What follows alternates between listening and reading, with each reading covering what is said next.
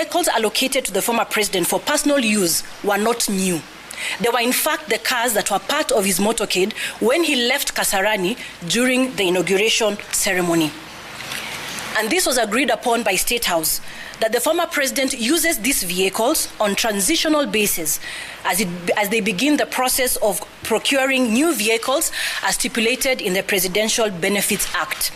That is 2 new vehicles of the retired president's choice, replaceable every 3 years, and each car having an engine capacity not exceeding 3,000 cc's.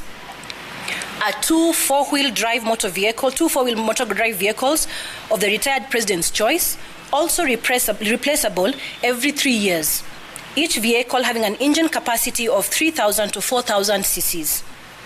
Just a point of note as well, the late President Daniel Arap Moi and the late President Mwai Kibaki were allocated and maintained more than double the number of vehicles that have been allocated to the 3rd retired president to ensure optimum running of his office.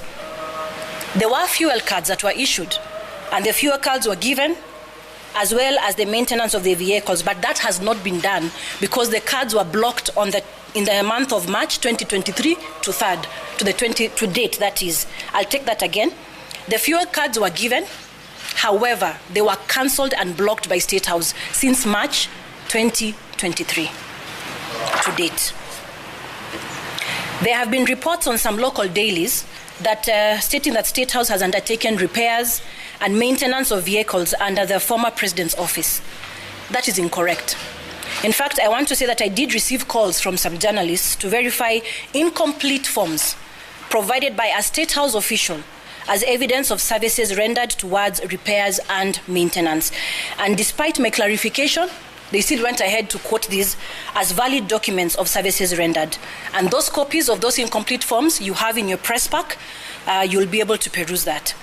These forms, you'll see that they have the word approved at the corner, which is what was being used by State House to say that they have approved the services. That signature, I would like to clarify, ladies and gentlemen, belongs to the former State House Comptroller, that is Mr. Kinodhi Ambogwa, who is currently the AIE holder of the office of the 3rd retired president. And those forms, or those requisitions, were not honored by the accounting officer, who is our accounting officer, that is the State House Comptroller.